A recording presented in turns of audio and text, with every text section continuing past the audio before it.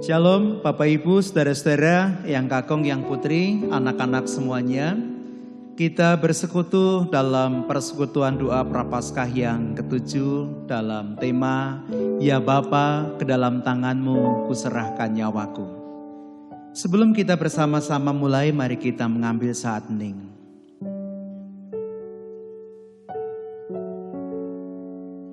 Saat hening ya cukup kita bersama-sama menaikkan pujian dari Kidung Jemaat 454 bait yang pertama dan bait yang kedua, Indahnya Saat Yang Teduh.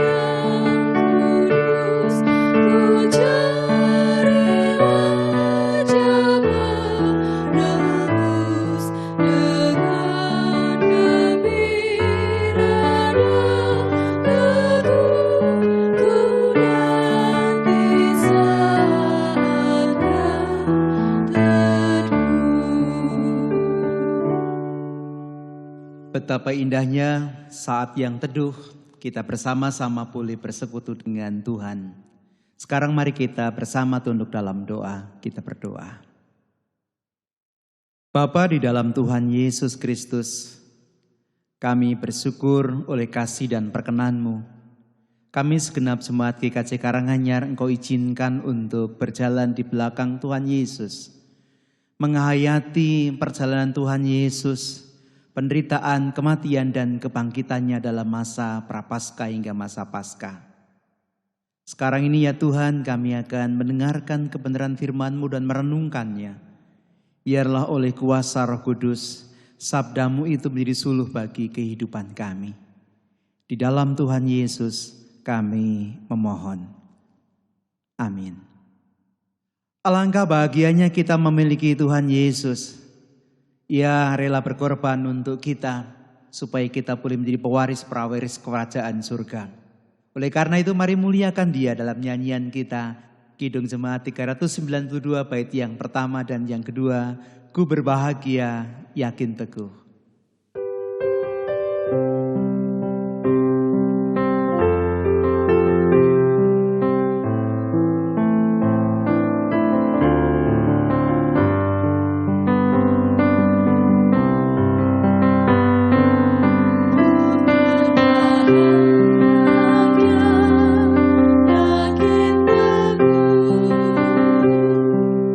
Yesus telah beri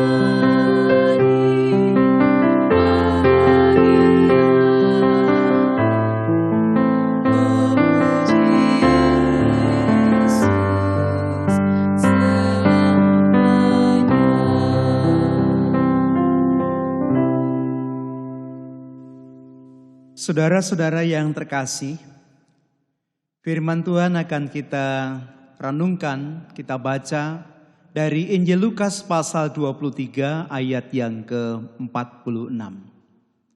Sekali lagi Lukas 23 ayat yang ke-46 yang demikian. Lalu Yesus berseru dengan suara nyaring, "Ya Bapa, ke dalam tangan-Mu kuserahkan nyawaku." Dan sesudah berkata demikian, ia menyerahkan nyawanya. Kekasih Tuhan, seruan Tuhan Yesus, "Ya Bapa, ke dalam tangan-Mu kuserahkan nyawaku," adalah kalimat yang terakhir yang diserukan oleh Tuhan Yesus saat ia tergantung di atas kayu salib. Ini adalah kata-kata Tuhan Yesus yang ketujuh. Melalui seruan itu sebenarnya kita bisa melihat apakah makna dari kematian Tuhan Yesus. Apakah makna dari pengorbanannya bagi kita sekalian. Sekarang kita akan melihat apa sesungguhnya makna dari seruan Tuhan Yesus itu.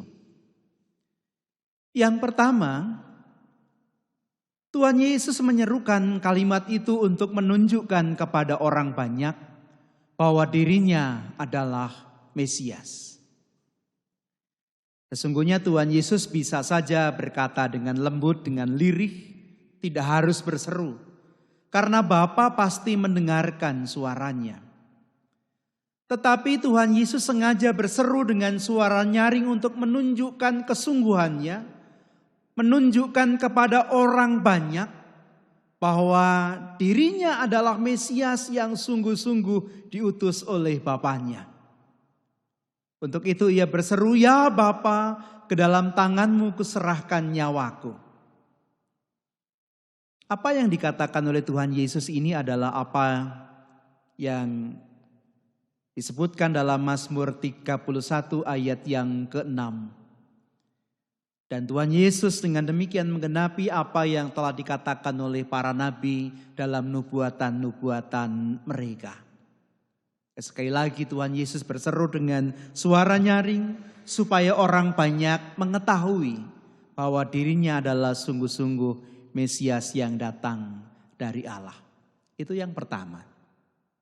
Yang kedua, melalui kata-kata itu Tuhan Yesus menunjukkan bahwa penderitaan dan kematiannya adalah karena ia mengemban misi Bapa untuk menjadikan orang-orang percaya sebagai anak-anak Allah. Kalau kita memperhatikan bacaan kita agak lebih utuh satu perikop. Sebelum Tuhan Yesus memanggil Allah dengan sebutan Bapa, Tuhan Yesus terlebih dahulu berseru dengan seruan, "Eli, Eli, lama sabatani." "Allahku, Allahku, mengapa engkau meninggalkan aku?" Kalau pada awalnya Tuhan Yesus menyeru Tuhan sebagai Allah, sekarang Tuhan Yesus menyeru sebagai Bapa. Mengapa begitu? Karena Tuhan Yesus ingin menjadikan dirinya yang pertama, yang sulung. Dan selanjutnya orang-orang percaya yang ia selamatkan menjadi anak-anak Bapa. Supaya antara orang-orang yang dikasihinya, pengikutnya dengan Allah, terjadi hubungan yang dekat, yang harmoni, seperti hubungan Bapa dengan anak-anaknya. Ia memanggil Allah sebagai Bapa, supaya kita diangkat menjadi anak-anak Allah, dan kita pun juga diizinkan untuk memanggilnya sebagai Bapa. Itu yang kedua. Lalu yang ketiga, ibu bapak, saudara-saudara dan anak-anak yang terkasih, Tuhan Yesus menyeru demikian untuk menunjukkan bahwa dirinya adalah sang pengantara yang menghubungkan antara orang-orang yang dikasihinya, para pengikutnya, dengan Allah Bapa. Tuhan Yesus hendak menunjukkan bahwa dirinya adalah korban. Ia menyerahkan dirinya sebagai korban untuk penebusan dosa. Kalau kita membaca Yesaya pasal 53 ayat 10b dikatakan di sana, tetapi Tuhan berkehendak meremukkan dia dengan kesakitan apabila ia menyerahkan dirinya sebagai penebusan salah. Dosa kitalah, kesalahan kitalah yang ditebusnya, dan ia menjadi korban, dan ia menjadi imam sekaligus. Kalau kita membaca Ibrani pasal 9 ayat yang ke-14 dikatakan, betapa lebihnya darah Kristus yang oleh roh yang kekal telah mempersembahkan dirinya sendiri kepada Allah sebagai persembahan yang tak bercacat. Akan menyucikan hati nurani kita dari perbuatan yang sia-sia supaya kita dapat beribadah kepada Allah yang hidup. Ya, Yesus adalah imam dan sekaligus korban persembahan itu. Jiwa kita ada di bawah hukuman dan jiwanya harus menjadikan tebusan untuk melepaskan kita dari hukuman itu. Harga yang mahal harus dibayarnya ke tangan Allah sebagai pihak yang dirugikan oleh pelanggaran dosa itu. Dialah yang membayar lunas semuanya itu kepada Allah. Dan dengan kalimat itu ia pun mempersembahkan korban. Seolah-olah ia mengulurkan tangannya ke atas kepala korban itu dan menyerahkannya. Aku meletakkannya, membayarkannya ke dalam tanganmu, ya Bapa. Bapa, terimalah nyawaku dan jiwaku sebagai ganti nyawa dan jiwa para pendosa yang kutebus melalui kematianku. Kristus mengungkapkan kerelaannya untuk mempersembahkan nyawanya sendiri seperti yang ditunjukkannya ketika ia diajukan kepada orang-orang yang menyakitinya, orang-orang yang menuduhnya. Demikianlah ia menjadi pengantara bagi kita. Yang keempat, apa yang dikatakan Tuhan Yesus dengan nyaring itu untuk menunjukkan bahwa Tuhan Yesus sepenuhnya bersandar kepada Allah. Tuhan Yesus memperlihatkan bagaimana ia bersandar kepada Allah untuk dibangkitkan kembali olehnya melalui penyatuan kembali jiwa dan raganya. Dia menyerahkan rohnya ke dalam tangan Bapanya untuk diterima di Taman Firdaus dan dikembalikan lagi pada hari yang ketiga. Melalui itu semua, Tuhan Yesus memperlihatkan bahwa dia benar-benar memiliki sebuah tubuh jasmani dan juga jiwa yang terpisah dari tubuh jasmaninya. Demikianlah ia dijadikan serupa dengan saudara-saudaranya yang lain.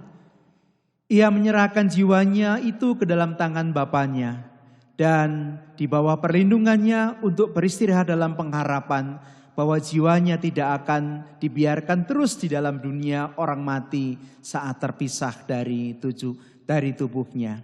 Ia akan mengalami kebangkitan. Lalu yang terakhir, yang kelima, Bapak Ibu Saudara dan anak-anak yang dikasihi Tuhan, melalui seruan itu Tuhan Yesus hendak menunjukkan maksud kematian para kudus, yaitu kembali kepada Bapa. Tuhan Yesus telah memberi contoh dengan menerapkan kata-kata Daud itu untuk menunjukkan maksud kematian para orang kudus, para orang percaya, dan menyucikan kata-kata tersebut untuk digunakan sebagaimana mestinya. Saat ajal mendekat, jiwa kitalah yang harus lebih diperhatikan. Dan hal terbaik yang dapat kita lakukan bagi jiwa kita adalah menyerahkannya ke tangan Allah sebagai Sang Bapa untuk dikuduskan dan dikuasai oleh roh dan kasih karunia-Nya. Dan nanti saat ajal kita datang, kita harus menyerahkan jiwa kita ke dalam tangan-Nya untuk disempurnakan di dalam kekudusan dan kebahagiaan. Kita harus menunjukkan kerelaan hati kita untuk mati dan percaya dengan sungguh-sungguh akan kehidupan setelah kematian, serta menginginkan kehidupan itu dengan berkata, "Ya Bapa, ke dalam tangan-Mu kuserahkan nyawaku." Mari di belakang Tuhan Yesus, memikul salib yang Tuhan berikan kepada kita menyerahkan hidup kita, menyerahkan nyawa kita ke dalam tangan Bapa. Amin. Ke dalam tangan Bapa aku serahkan hidupku.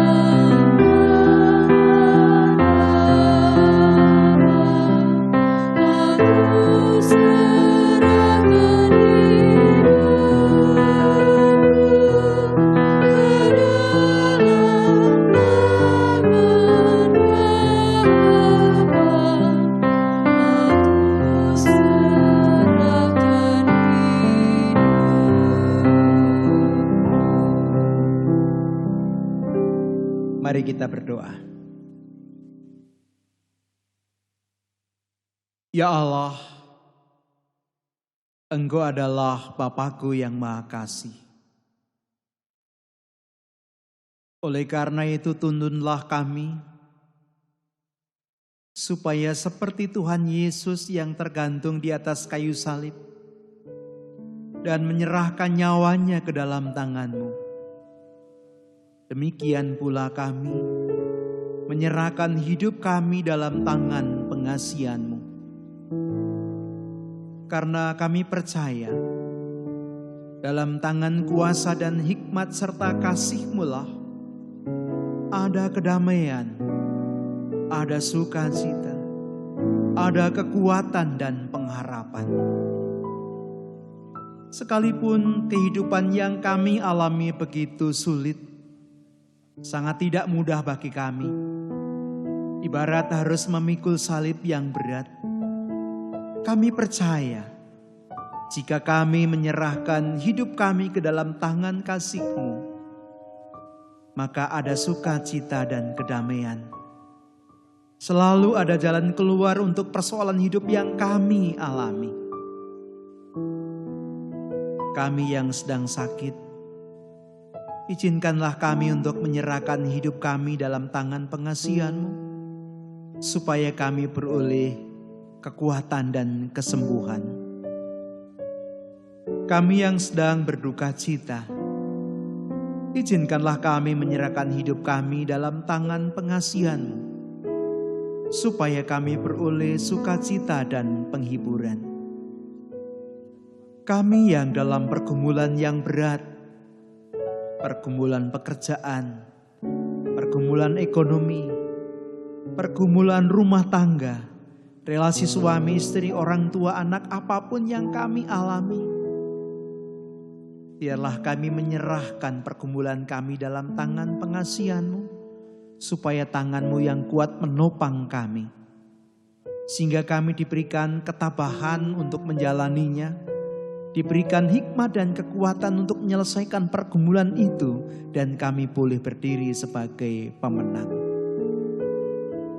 Izinkanlah kami menyerahkan gereja-Mu ke dalam tangan pengasihan-Mu, supaya GKJ Karanganyar, persekutuan di mana kami membangun iman kami, boleh terus berjalan sesuai dengan kehendak-Mu, mewartakan Injil sukacita dimanapun kami berada, dan kehidupan persekutuan kami ditanda dari kerajaan-Mu yang hadir di dunia ini.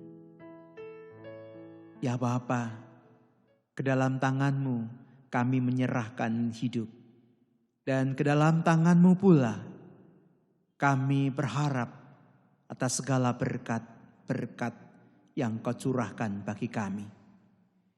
Kami mohon berkat-Mu. Kiranya anugerah dan damai sejahtera dari Tuhan Yesus Kristus, kasih Allah Bapa dan persekutuan Roh Kudus menyertai saudara-saudara sekalian, seperti pada semula, sekarang ini, dan sampai tak berkesudahan. Amin. Di dunia gelap, nyalakan api yang tak padam lagi, karena kita ada di tangan Bapa.